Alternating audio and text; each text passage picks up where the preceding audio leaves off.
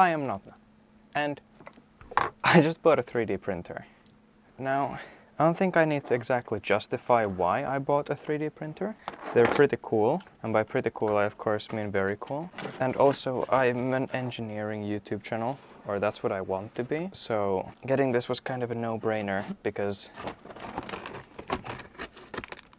I can make things better. It's the Ender 3. Okay, so here we have the big reveal. Ta-da! Right. Oh my god. Now, I'll be honest with you. I was so excited to make the printer, I low-key forgot to talk a lot while filming this video.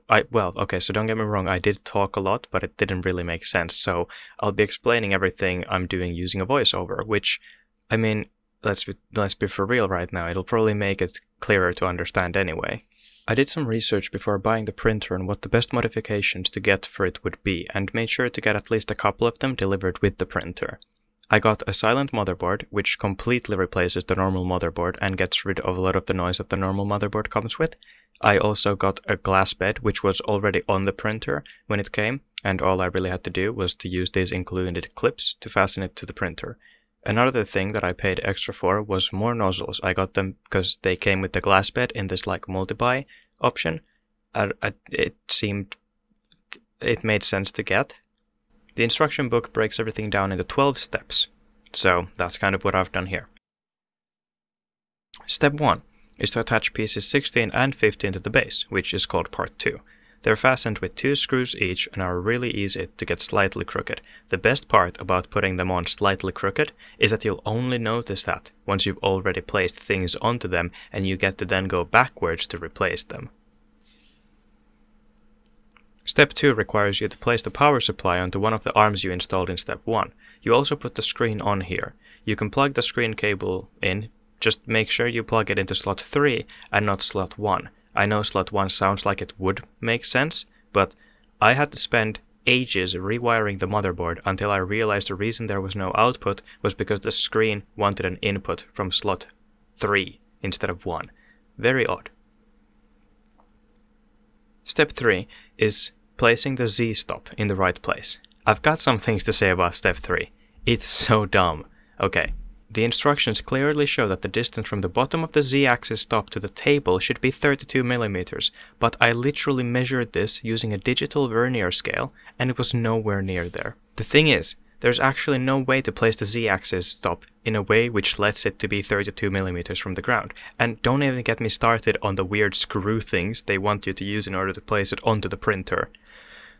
I found that tightening it slightly by hand was a good way to get it oriented correctly. I don't know how to describe the things that you actually use it to mount it, but you'll know what I mean if you ever build one of these yourself. They're a pain. Step 4. Place the Z-axis motor onto the frame and then place this really long screw buoy into the motor. Pretty simple stuff really, just get it in there straight. Step 5. Pick up the extruder and fasten it onto piece number 18. The hardest part here was, for me, it was finding the extruder, which was called part 6 in the instructions, and I just didn't know what it was, even though it had a picture of it. Dumb. For step 6, all you really want to do is to slide the part that the plastic comes from onto the rail that you just mounted the extruder, and make sure it doesn't slide off the other side with the power of part number 4. Step 7. This step seems like it should come after step number 8, but the instructions say to do it this way, so that's what I did. You put this belt tensioner here, using the same stupid thing as we used the Z-axis thing, which are like those little, I don't know. Although, struggling with the Z-stop made me an expert with them, so this didn't take that long. Step 8. Now, after you've put the belt tensioner there, put the belt around it. Pass it under the nozzle part and hook both ends of the belt onto the bottom of the nozzle part thing. You might want to unfasten the belt tensioner if needed for this part, which is what I had to do, and then retighten it, which is basically you do step 8 by undoing step 7 and then redoing step 7 again after step 8. Step 9. We're almost there. Just have to put this whole thing that you just made onto the actual printer. Very simple stuff. You're gonna have to manually twist the rod though to get the printer nozzle part to come down far enough for step number 10. Speaking of step 10, you should probably do it right now. Place the top part of the printer on the top part of the printer and fasten it down with some screws. There are these covers that you can use to cover something. I don't know. People print stuff to put on there, so I guess put these covers on if you feel like it, but you're just gonna end up taking them off anyway. Step 11 is all the filament holder stuff. Just put this thing on top of the printer. This part really isn't that important. You can literally have the filament anywhere, but it does look really nice and probably makes the printer work a bit better. So, I mean, this is where I put it because the instructions told me to, and I'm really scared of YouTube commenters telling me I did something wrong, so this is what I did. Step 12 seems like the most difficult one, but it really isn't. The picture that they show you is super confusing and it looks really daunting, but just take all the wires, look at what the name is on the wire, and plug it into the right place. It's really not that difficult, unless you're replacing your motherboard. We'll get to that part later. Now, once you've done all that, you can add the filament. You do this by preheating the nozzle to make the plastic melt. Then you squeeze the extruder part here and place the filament in. Pretty simple stuff, really. Push it through until you see some plastic seeping out of the nozzle. Now you're ready to print. If you're having trouble getting the plastic to go into the extruder, a pro tip is to cut it at a 45-degree angle. It helps it go in. Also, I'm gonna be switching this extruder out. I know the plastic ones are garbage, just the aluminium one is like more expensive. You may have remembered that earlier in this video I mentioned that I bought a replacement motherboard. This is the part where I make that stuff happen. It was a pain in the ass. But I could have made it not be a pain in the ass if I had thought ahead. But my thought was that I would unplug everything and then plug everything back afterwards. But some of the cables weren't labeled, like at all, so I had to follow the cables back to see what they were plugged into and then plug them into the motherboard that way. So please, if you're replacing your motherboard, label everything. Honestly, it helps a lot. And now you're ready to print. Well done!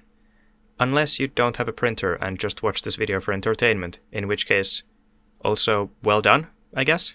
So, it is in fact the next day, and I got it to work. It's there, working. It's making a thing for the next video that I'm gonna make, which is upgrading this thing by using the printer to make more printer.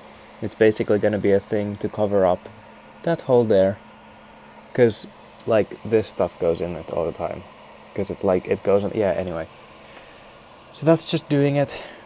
It's been doing it for like 2 hours now, but I wanted to have something to actually show for it, so here it is. I made a mistake and I used this thing even though I had a glass bed, and now I've got scratches on it and I hate it so much, but I can't afford to buy a new glass bed.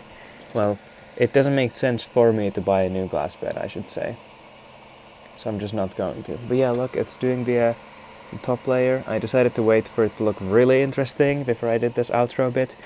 I'm gonna get this all cleaned up, put this like in an actual spot that it needs to be in, and it'll be good. But yeah, I really hope you enjoyed the video. I'm very happy with this. Been a lot of fun to make it and all that.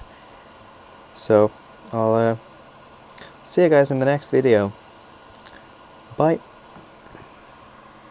Yeet! That was a masterpiece of a video, wasn't it? For more content like this, consider subscribing. Bingo, bango, bongo. Bish, bash, bosh. Peace!